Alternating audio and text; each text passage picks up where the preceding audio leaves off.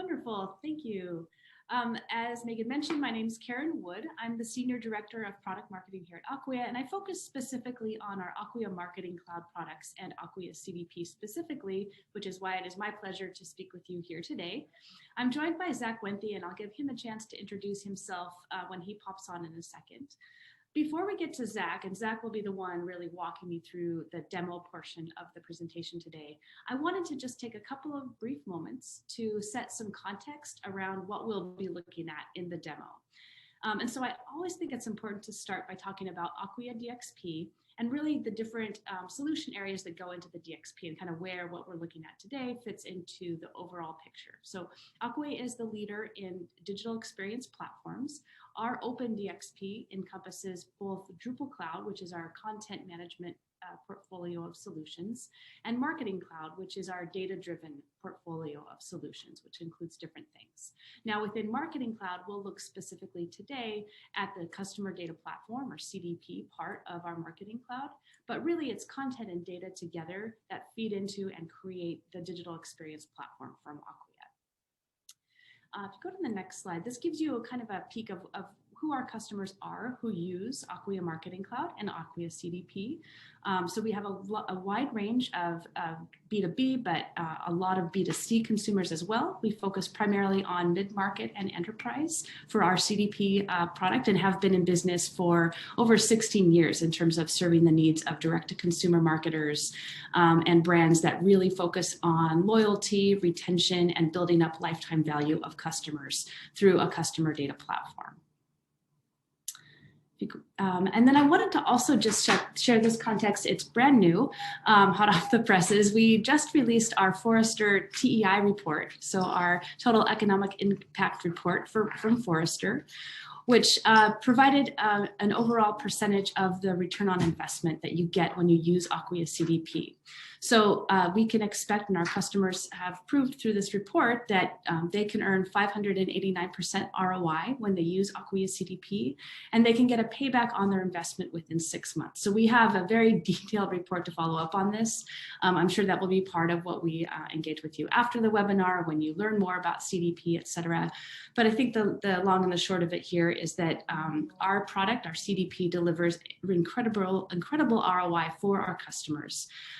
And one thing I'll just point out about the report covers multiple different types of use cases and really goes into the ways that those use cases can drive ROI. And specifically, the report covers some of the things that Zach is going to talk about in the demo today, such as how to drive increased return on investment through integration with call centers, how to increase your return on investment with acquisition campaigns, and using machine learning models to drive better acquisition marketing and engagement marketing and so forth. So a lot of the things that we're covering today have the details in the report.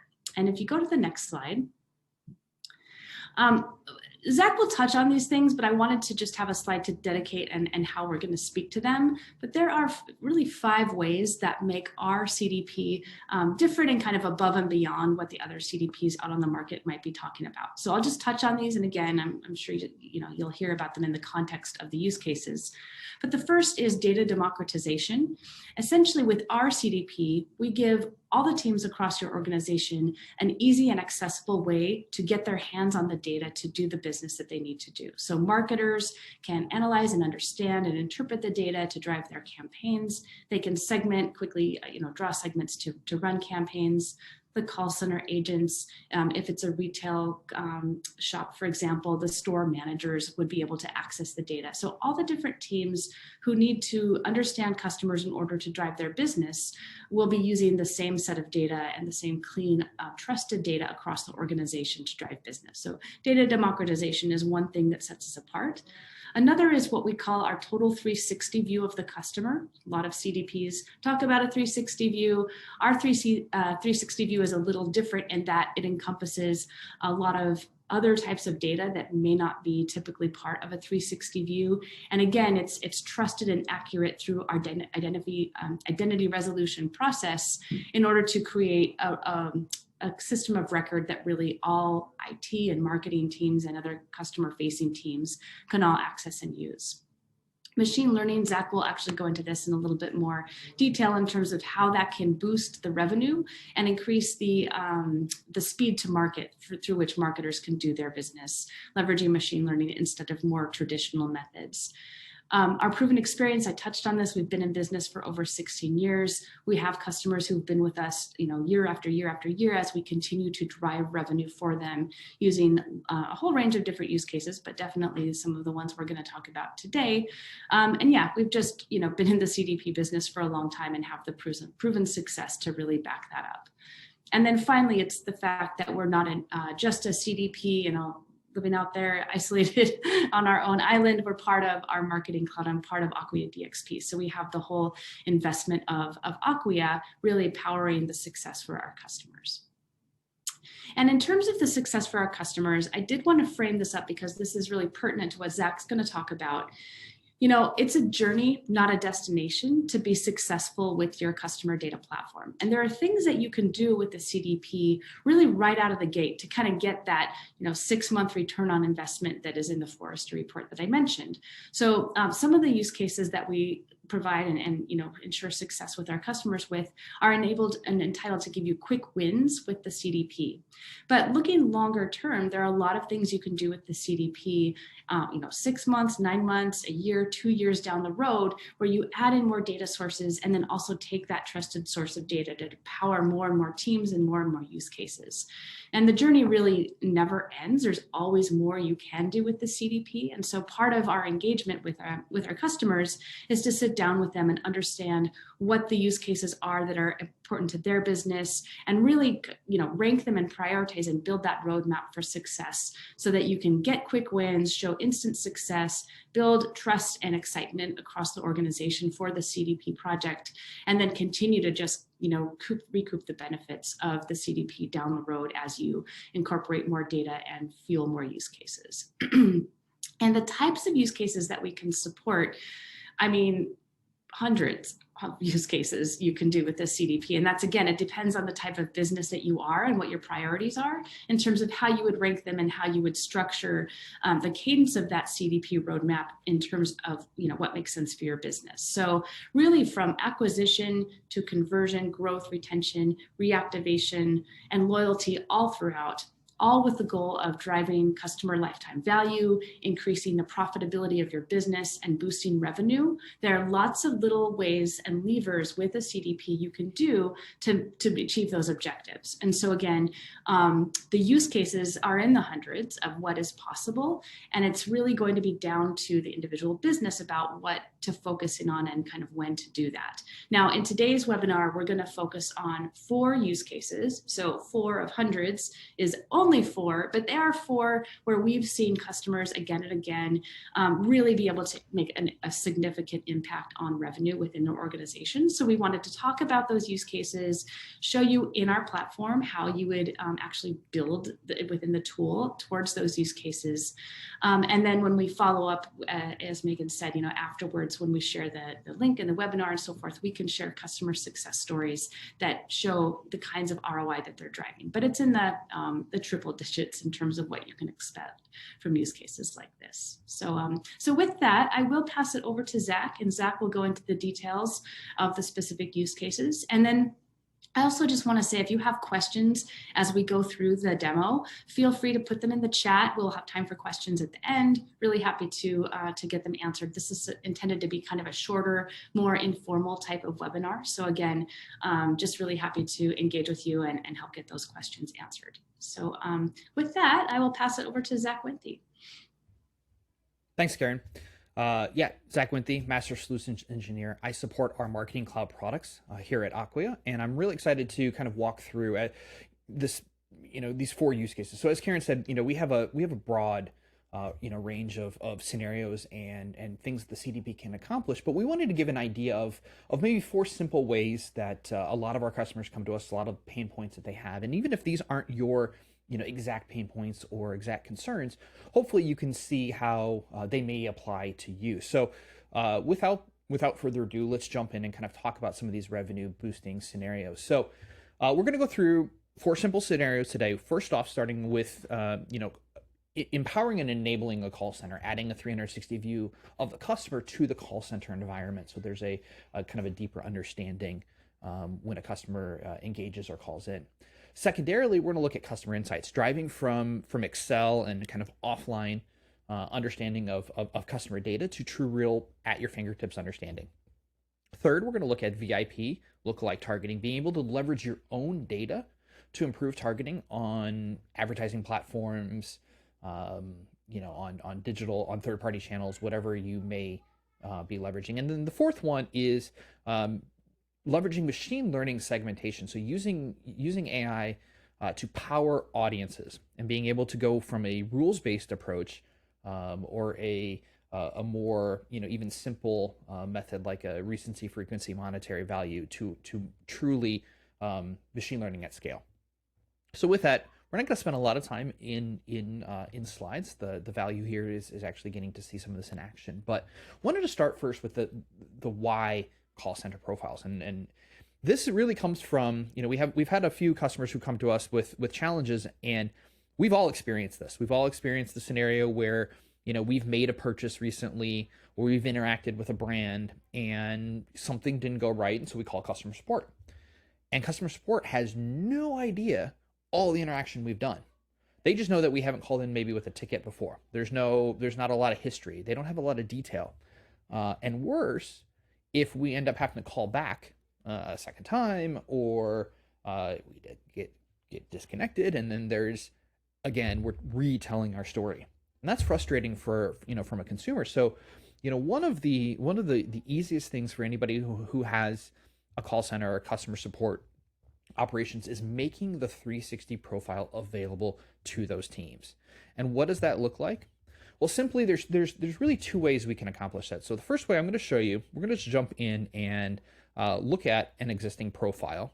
So now if Katie were to call into the call center today and have a question, an agent could quickly look her up. Now, this is not necessarily going to replace the service ticket and the ticketing system that they may use.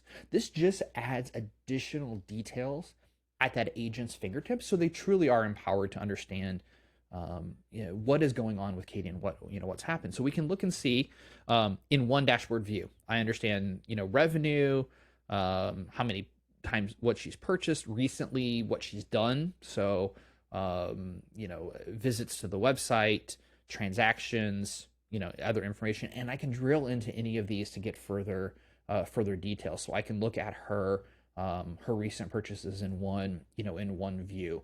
I can go through that journey in detail, and I can understand all of the different kind of profile information that we capture about Katie. And in fact, Katie's not one person. So the beauty of the 360 profile is it's bringing together data from all of your data sources. So not just the information that was potentially stored in that call center, but from your email system, from your point of sale, from your, from an ERP, and any other kind of system. So all those get stitched together, and you have a true kind of view of that, of that profile and an understanding of Katie. And so as an agent, I can easily see some basic details that's going on with Katie. And now this is the kind of the fastest and easiest method. We also have an API integration that we have customers who will leverage this, and they'll integrate that data directly into their call center applications where they are pulling up details. Katie, I see you live at 17 Ferry Lane, Westport, Connecticut. Is this still the correct email address? Is it still correct phone number? All of that can be pulled in through the 360 API. And passed directly into a call center script or into a screen pop as customers are dialing in. So again, very easy way to make this data available. This is very powerful for marketers, and a lot of times when we talk about the 360 profile, we're talking about it from a marketer's perspective, wanting to understand, who our customers are, what they do. But from a loyalty and a advocacy perspective, the post-sale ability for our customers to be able to leverage this, or even in store, even if it's not a physical call center location, being able to walk into a store and an agent maybe has an iPad, they can pull this information up on their iPad and truly understand a customer. So again, democratizing the data and making it available across all customer touch points just adds to the overall value and brand advocacy that you can drive. So that's our first one. So we saw how we can enable a call center profile to to improve that brand loyalty. Now, as a marketer, we're going to kind of switch gears and we're going to look at the different profile and really drive that customer insights. And it's no joke when I say that one of the largest marketing applications in the world is Microsoft Excel. Every customer uses it in some fashion or another, and often too much, because what ends up happening is you have a lot of ad hoc data that lives only on one person's laptop or one person's machine, and it's not necessarily using the same calculation as somebody else's Excel file. And so there's a lot of disconnect.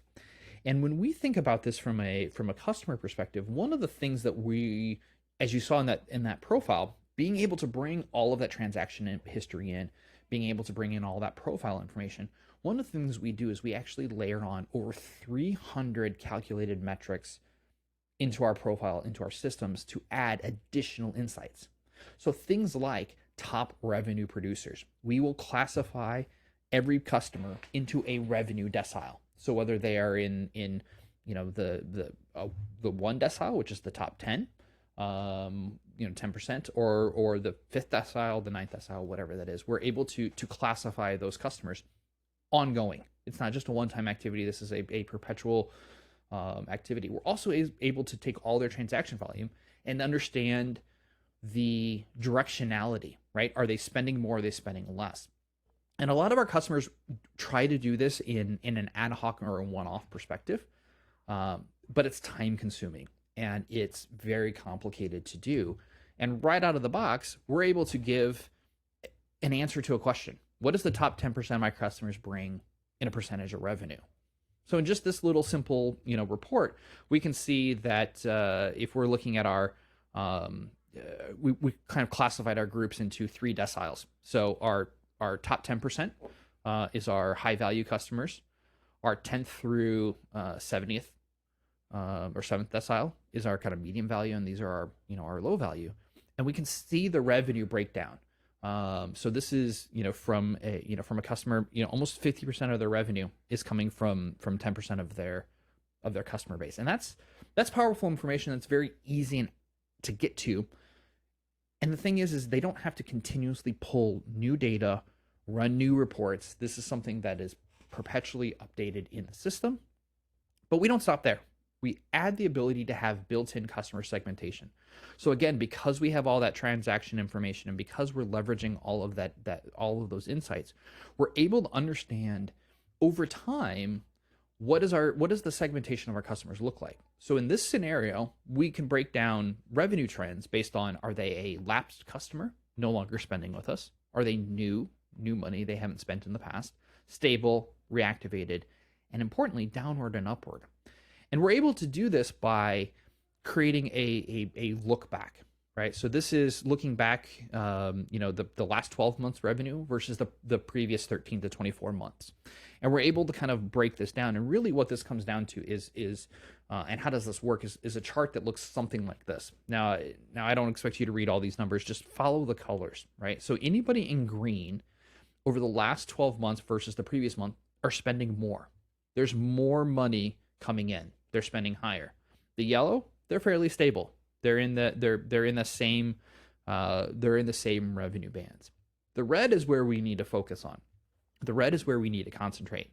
For example, 13 to 24 months ago, we had 373 people who spent over $3,000 with us in that period and are spending nothing in the last 12 months. These are absolutely lapsed customers. And that's just moving down. That's the highest bucket. And again, we have another 755 here, another 1,269 here. And as we're moving down, these are customers who are not spending any more money with us now. We don't have to go out and find new customers. We don't have to go out and grow a new audience. We potentially just have to figure out how to re-engage and reactivate, this audience. And we have all of this customer information available to us. And so we're able to then use this to segment customers using the exact same analytics. So let's take a look at what this what this looks like. So if I want to jump in and I'm looking at my customer value, right? My customer value dashboard here, I can see, my lifetime value of my customers, my average order value. All of this information gives me an understanding, and I can even look at behavioral activities, right? So time to second order. We can see most of our customers take almost a year to make that second purchase, and we can drill into this. But now, if I wanted to target and activate and use this information, I simply have to create a new audience and a new campaign targeting that first to second purchase. So now I'm able to take that first to second buyer, and let's go ahead and open this up here. Okay. And now I can say anybody who's made a purchase in the range of 30 to 365 days ago, one time. So that's that first purchase, and I can exclude anybody who's opted out. Now I can layer on additional information, right? So I can layer on that those buying stats. I can look at lifetime or average order value. What grouping do they fall into? Total revenue spends. So all of those details, all those analytics we were looking at from a reporting perspective, we're able to also leverage from a segmentation and targeting perspective. So we can say, if they only made one purchase, but their revenue in the last 12 months is greater than a specific value. So maybe we want to target our high value. We know our average order value is 200. So anybody over our $500 threshold is super high value, and we really want to drive them. We'll really want to spend some extra, put some extra effort into converting them into a repeat purchaser, because we know our longevity grows once they've made that second purchase. So all of that information is available to me. I build a simple segment. I can further refine that. And ultimately what I'm doing is I'm pushing this out. So maybe in this scenario, I'm going to push this out to do a retargeting campaign in Facebook. I can push this out to my email system. I can push it out to direct mail. I can orchestrate all of this data through a variety of mechanisms and outputs, depending on what's appropriate to me from my business. But in just a few minutes, I'm able to target my highest value buyers who have not made that second purchase, and that's very important to me as a marketer, to be able to push them over the limit. So if I have to give them a discount, I know it's worth it in the long term from a customer lifetime value perspective. All right, so we were able to segment those customers, and ultimately, once we've built all that information at an individual, the beauty is we also can see all that information as a performance by store, by organization. So even if you're running a physical store location as well as as online, or you have a warehouse store versus a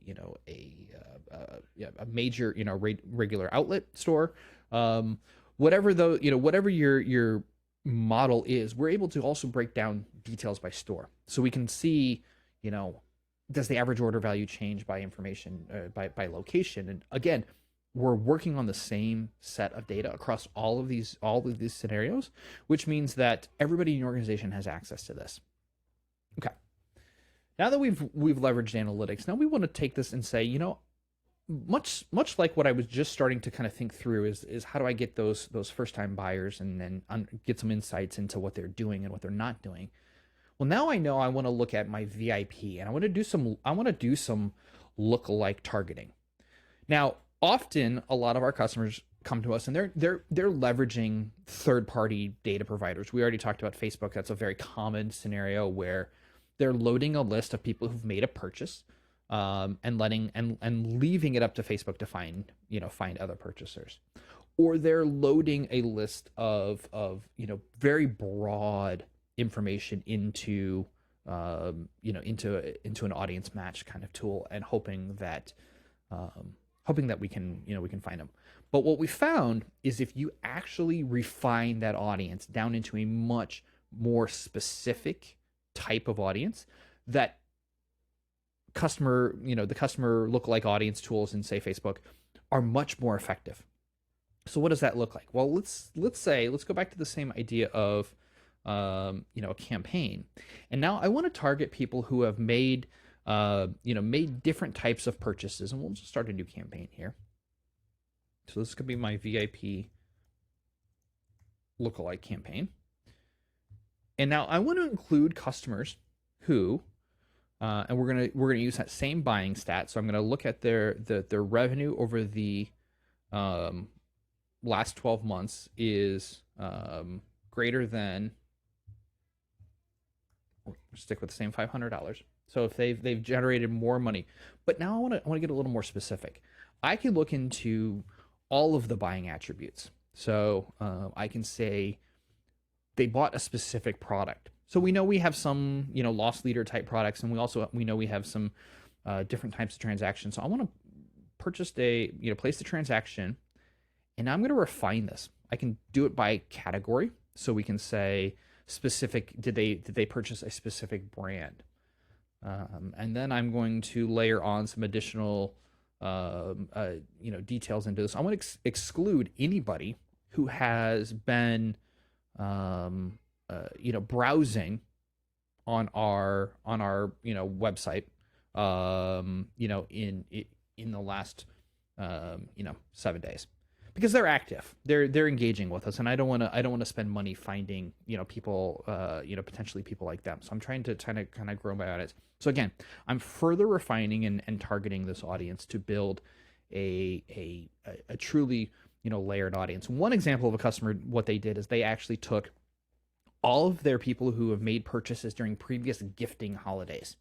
So, Easter, Valentine's Day, Mother's Day, Father's Day, those type of holidays where people tend to give, small gifts. And they said, okay, those are our gift buyers. Let's go ahead and find more people who might look like them. And they were able to drive over a 600% return on ad spend by using that criteria and that targeting of people who bought during those periods of time. And for example, we could refine this. Instead of 60 days, we can actually add between a date range. So we could say anybody who bought from January up until February 13th, right? Because if we're buying for Valentine's Day, people tend to wait till the very last minute to make a purchase. So we're going to look from January 15th all the way up into February 14th even. So now I'm not just responded to last 60 days or last 30 days or any of that information. I can actually create multi-layered audiences through place a transaction in that date range. I could add a secondary, so they can also have a transaction in an additional date range, and be able to target all of those audiences to create one group of audience. Now I can group those together, and I can break them out into one master audience. I can also further refine and segment those audiences. So I've created this audience. Let's go ahead and go to the next. Maybe I want to actually, based on their primary sales channel. So are they an online buyer, or are they a digital buyer, or are they an online buyer, or are they a physical store buyer, right? So we can actually break this down and take that total audience, and maybe we want to target them slightly differently, different messaging, different calls to action. So all of this information allows us to further kind of group and segment. This also can be used for A/B testing, creating holdout audiences. A lot of times marketers want to test the efficacy of their campaigns, and they can do that by leveraging a holdout group to see if running a discount will drive an output here. But we're going to go ahead and say, I want to break these out by digital and physical channels.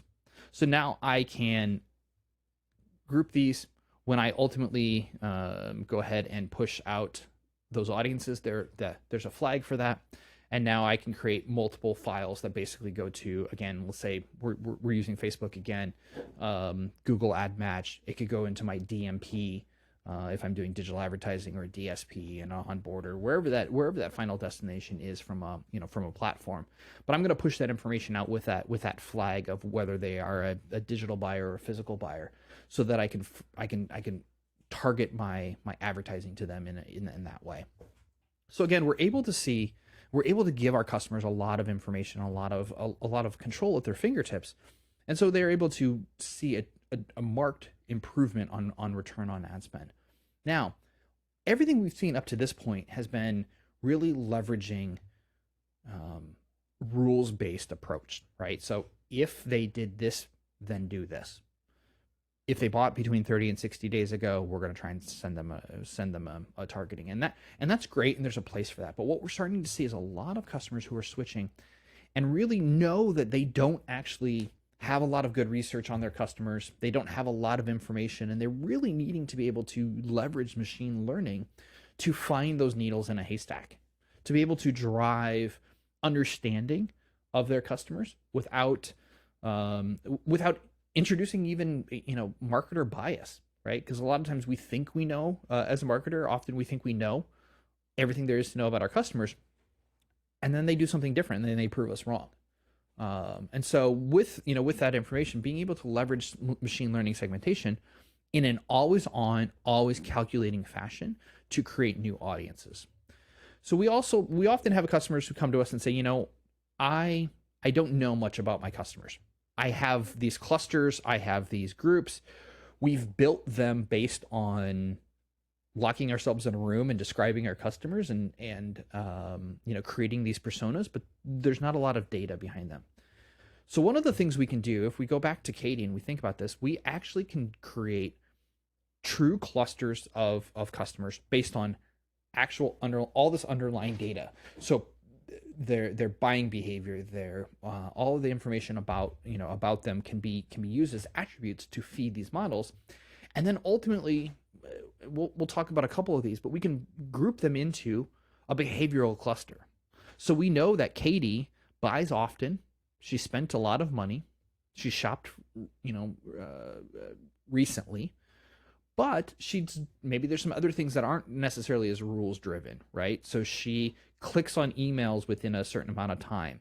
She doesn't really engage with our discount emails, right? Our sales, because Katie is a brand loyalist. It doesn't matter as much to her she's not as price sensitive. So those are some of the things that maybe a marketer may not have thought of when they're building out the rules-based segments. So we're able to build these behavioral clusters. Now at this one-to-one level, we're seeing Katie, but we're actually not locked into this. We can actually look at all of this data across all of our customer base. So for example, I'm looking at an analytics breakdown of our likelihood to buy model that predicts the probability that a customer will buy in the next 30 days. And we're able to see, as of today, the total lifetime revenue of customers based on their spend. We're able to see the migration from 2 months ago to today, right? So if we say, if they're high today, where did they come from? Were they high a month ago? Some were. You can kind of see the breakdown, but some were actually coming from even the low channels. So we can start to see, understand really how our model works, and we can test it. So behind the scenes, obviously, the machine learning model is constantly testing, but you want to validate this. So we can also back test the last 30 days with transactions. So if we, had said somebody was a high likelihood to buy, let's look at the transaction count. We can see that, generally speaking, it breaks down. Now our low has a little bit of a bump. So maybe that's a very price sensitive audience, and we ran a sale, but it'd be something to investigate here. And we do this across all of our models. So not just the likelihood to buy model, but again, that behavioral based model, we can understand more about the persona cluster that we're using. So we can look at our revenues based on our VIPs. They're our highest value customers. That's where Katie falls. We can see regular buyers, recent customers who are low value. All of this information, we work with our customers to determine and drive data-driven personas, data-driven profiles, which is a very important metric. And it's great to have all of this data. So now let's activate it. So same logic that we approached with building out a campaign. Rather than going through all of these campaign-driven kind of rules, right? We can have a very simple machine learning-driven VIP customer. So I'm going to create an audience, and rather than using assumptive-based rules, I'm going to go to my machine learning segments, and I'm going to grab simply my likelihood to buy today, right? So if their likelihood to buy today is high, which is our highest cluster in that grouping, I want to target them. I want to send them a message. Maybe it's not a discount though. Maybe it's just a product that they've been looking at, or just that's something to stay top of mind and stay aware. But now, if I wanted to say target people who aren't quite as high, maybe I can go down a little bit lower. I could actually do the exact same logic. I could have an exact same campaign running for somebody in my medium category. Now these I'm going to offer a discount to, because they're not likely to buy. They're right in the middle of the road. They're sitting on the fence, and so they're going to be they need a little more influence to push them over the edge, whatever that is. Now the beauty of this is these audiences are constantly being calculated. We do over 1.5 billion machine learning calculations every single day across our customers' data sets.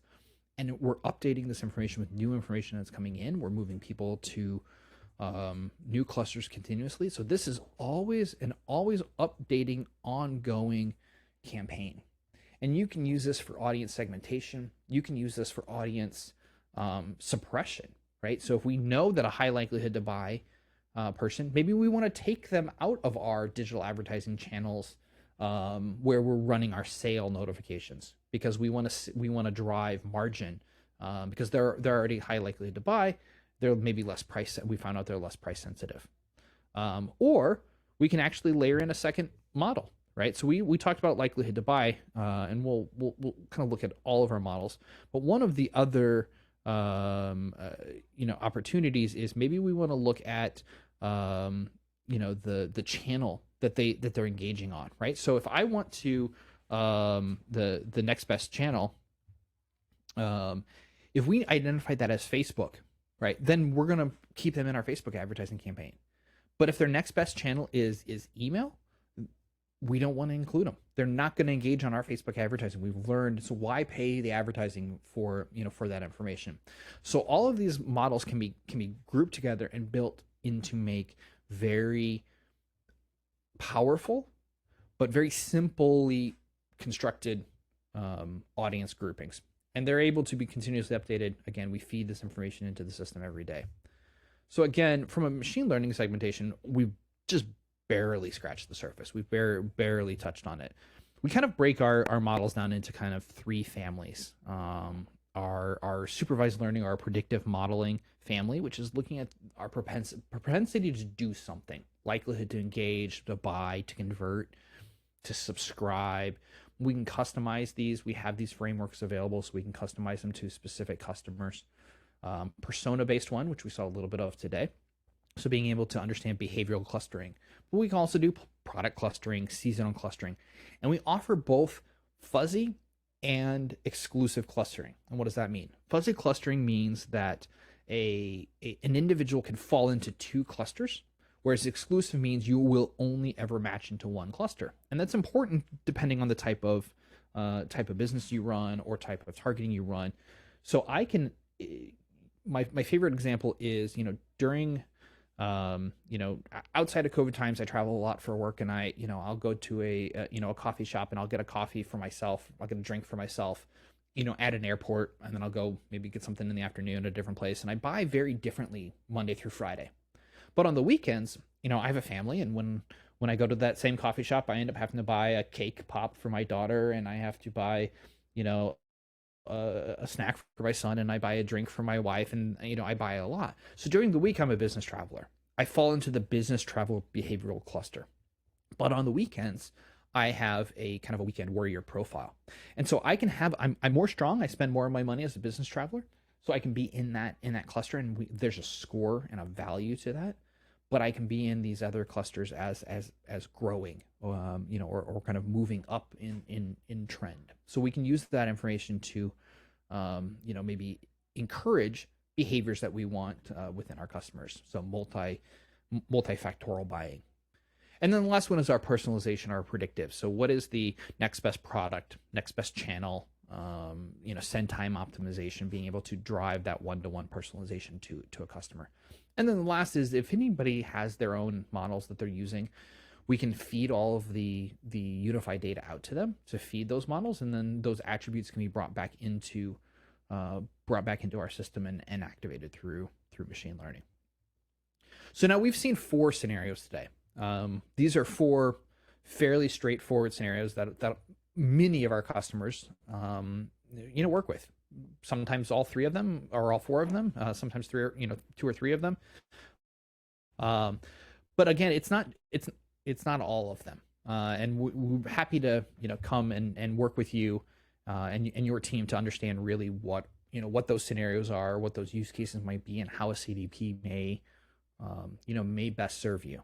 Now, before we wrap up, I do want to jump to some Q&A and see if there are any questions through. I think I saw a couple come in while we were chatting here, Karen, but Yeah, I'll let you look real quick and yeah. we'll. Look, there are 2 that we have so far, but again, feel free to chat your questions in. So the first question that we have is, you mentioned and talked about, customer success and call centers, so forth. But the question is, does the same methodology apply for chat bots or other ways to engage with customers?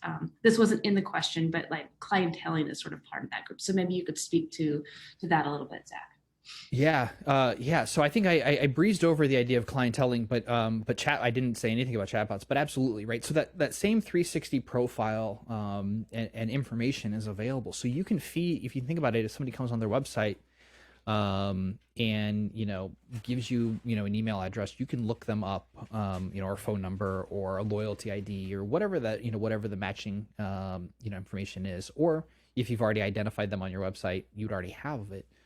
We're able to feed all that into a chatbot, so you can have you can feed the interaction. We don't have to ask you what state you're from. We don't have to ask you what your closest store is. In fact, last night my wife was on a chatbot with or a chat customer chat with Best Buy. We're going to buy a new refrigerator, right? And one of the questions was, well, what's your zip code? So we have to look up your closest store. So you can eliminate all of that. If they have already identified you and have that profile, they know we'll be able to calculate. The CDP actually calculates the closest store. We know what your favorite store is. So even if it's not your closest store, so being able to drive all of that information in a chatbot or even just a live chat scenario. And again, we also see customers who do it, in store in a in-store in a clienteling app, or even, like I said, on an iPad that just is logged into our platform, and they're using the web browser to get to these profiles and be able to see what Katie's been doing. So a lot of different ways to access this data. Yeah, great. So another question that we have is around machine learning. So I'll just read the question. It's kind of like 3 questions in one, but I'll just read it and kind of piece it out. But what do you have in terms of bring your own machine learning model? So basically, in this instance, the customer would create their own models, feed them back into the platform. And then this person goes on to say they found that contextual bandits perform really well for discovering optimal experiences for retail. And so can they lay basically a Facebook buy, so invest in a Facebook campaign based on the profiles and the custom models? And I know that the answer is yes, but maybe you'd like to speak about the specifics to how to do that. Yeah, the answer is absolutely yes. In a couple different mechanisms. So one is yes. So customers who already have their own models or methods for creating calculations or all that, all can be fed back into our system today. Through it becomes an attribute that gets appended to your profile, and now it's available to create a segmentation or create an audience and append. What we've also found is customers who are already doing their own modeling and have the expertise there, sometimes, often, are served by having better data for those models. So being able to we can actually share all of these profiles out through SQL Access or Snowflake data sharing, or just data extracts, kind of depending on your process. We're able to give you this unified data, this true profile of Katie or anybody else, and then that feeds the input to your models, which then you calculate and maybe you layer in with additional data that you're not feeding into the CDP. All that gets then calculated, and a score is produced and pushed back into the CDP, and the process kind of repeats. So yes, absolutely, we have customers doing that today, especially when with some have some very custom churn models that they've been using for years that they use in forecasting models, and all of that information can be fed back into the CDP and then used to activate and push out to Facebook or whatever destination channel. Great. And then we have one more question, and actually it ties into really well with what you were just saying. So the question is, do the campaigns and the analytics run off of the same data set? So the answer is yes, that they do. But in addition, if you think about what Zach was just saying, that same core data set can be used for creating custom models, or can be used to share externally through Snowflake data sharing. It is the same core identities that are being used. And Zach, I don't know if you have anything to add to that, or examples to share, but I think that is actually one of the strengths and differentiators as well of our solution, is that it is the same core source of truth that can be used in many, many different ways. Yeah, one scenario that we didn't highlight, but I think comes up a lot with our customers is, customers who have built a data warehouse or built a data lake or some sort of data, infrastructure. From an IT perspective, that's an absolutely powerful tool. From a marketing perspective, not so much, right? It's very hard for marketers to be able to access this data. And what we found is, a lot of times, especially when you're trying to do some ad hoc analysis or you're trying to come up with some hypothesis, being able to build out an analytic dashboard or view. I just want a view. I just want to know how long does it take for customers to buy, one time to a second time. Or one scenario I saw the other day that I thought was fantastic is how long after joining a loyalty program does a customer purchase? That's one of our customers is analyzing that data.